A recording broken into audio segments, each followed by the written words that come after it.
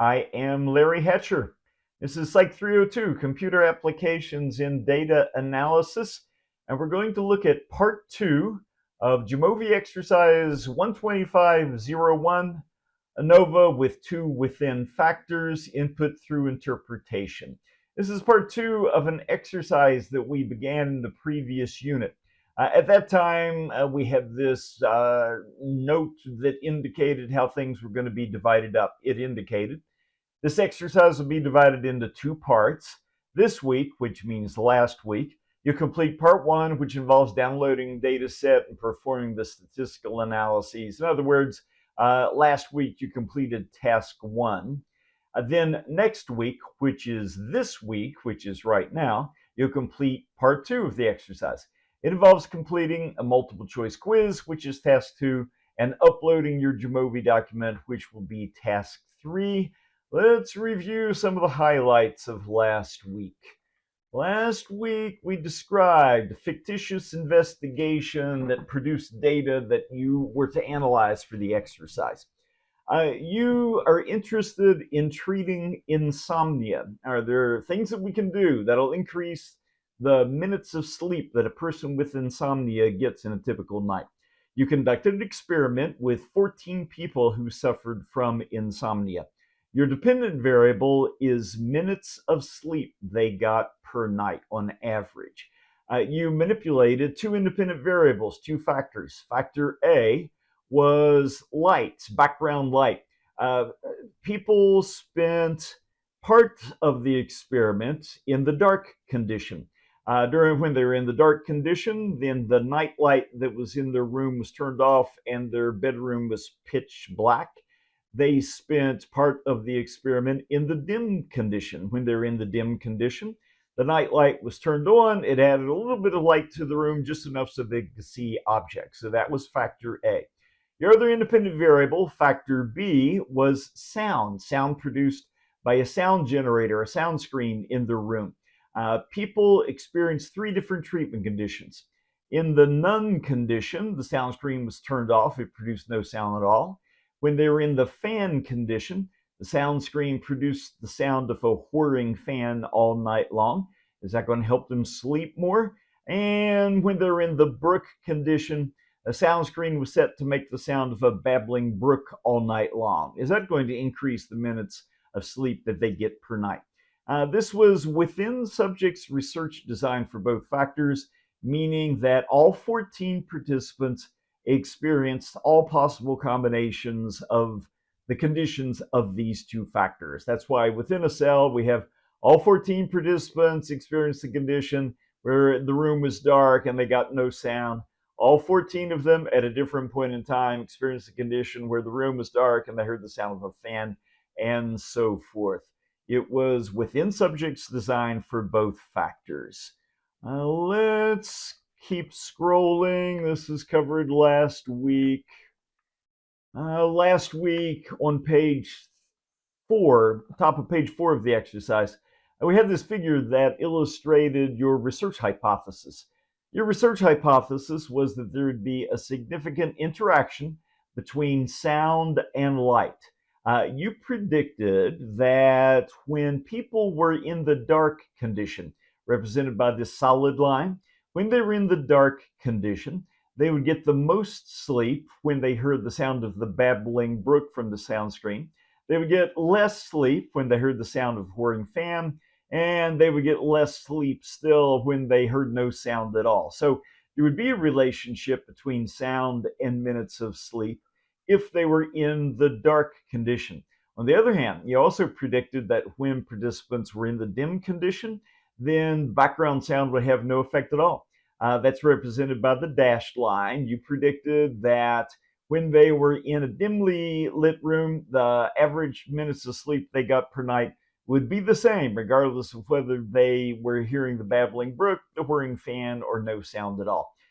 This is the hallmark of a significant interaction, non-parallel lines.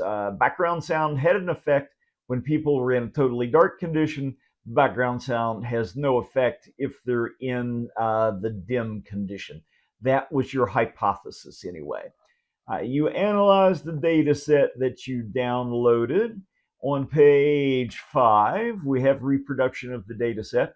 What's most important in this data set is the variable names. We have a variable named dark none, and the values that are in this variable are minutes of sleep per night. When people were in totally dark room and they heard no sound at all, this is the minutes of sleep that each individual participant got. When people were in totally dark room, heard the sound of a whirring fan, this is the minutes of sleep that each individual got. And you can see that I have 6 variables here that correspond to the 6 subconditions, which represent every possible combination of your 2 factors. We continue scrolling on page 6. Halfway down page 6, you came to this. Exercise part 1, begin work on task 1, performing the analysis in Jamovi. You do not need to upload anything or complete any multiple choice quiz today. You'll do that next week when you complete task 2 and task 3. So part 1 is what you did last week. And part 1 involved completing task 1, performing the analysis in Jamovi. Here I provide detailed instructions as to what I want you to do. You would download the data set. You'd use the Jamovi descriptives procedure to get descriptive statistics. Use the Jamovi repeated measures ANOVA procedure to actually request the ANOVA. This is where most of your time would have been spent last week, actually requesting the ANOVA that you wanted. You were directed to save your Jamovi file. You did not complete any quiz last week. You did not upload anything last week because you were going to do those activities this week. Last week, I gave you a preview of some correct Jamovi results. I showed you what some of your statistics should look like. Your descriptives table was to look like this table. I encourage you to check your means against my means and make sure they match. You should have gotten a repeated measures ANOVA table like this. I encourage you to check your ANOVA results against my ANOVA results, make sure they match. We have here the table that provides information regarding test of sphericity, which is necessary if you do within subjects ANOVA. This is the graph that was produced by Jamovi, which reported mean scores for the various cells of the research design. Does that look familiar? That looks a lot like the cell means that had been predicted by your research hypothesis. Today, you're going to find out whether the trends you see here were substantial enough for you to call them statistically significant and meaningful. So on page 9, toward the bottom of page 9, you came to this box that said, end of exercise part 1. Be sure to save your Jamovi file you created someplace where you can find it next week. You complete task 2 and task 3 at our next meeting. You didn't need to upload anything or take your quiz last week because you're going to do it now. So everything up to this point was things that you did last week. We now come to this week. I'm on page 10 of the exercise, near the top of page 10 of the exercise. Begin exercise part 2. You'll begin work on part 2 1 week after part 1 had been assigned. Part 2 requires you complete task 2, which is taking the multiple choice quiz, and task 3, uploading your Jamovi file and Canvas assignment. So task 2, taking the multiple choice quiz. At the same time that I assign the exercise, I'll also publish a related multiple choice quiz in Canvas. This section provides a study guide that should help you prepare for that quiz.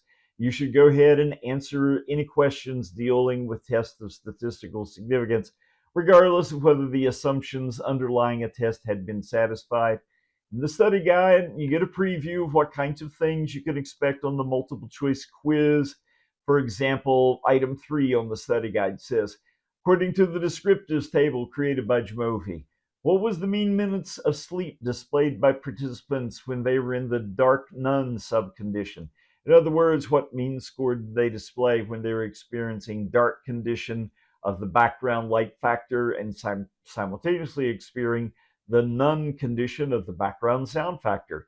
You should be able to answer the same questions regarding the other 5 subconditions. I'm not going to read each of the items on the study guide here that I had highlighted. I highlighted some of the items just to give you a sense as to what kinds of questions are going to pop up on the multiple choice quiz when you take it. Here's an item. Item 5 is representative. In the section headed Choosing the Appropriate Omnibus F Test in Lecture Notes Chapter 125, you learn that Jamovi allows you to request 3 different statistical procedures to test the statistical null hypothesis. They are the unadjusted univariate F test, the adjusted univariate F test computed with greenhouse Geyser correction, and the adjusted univariate F test computed with the Hunfeld correction.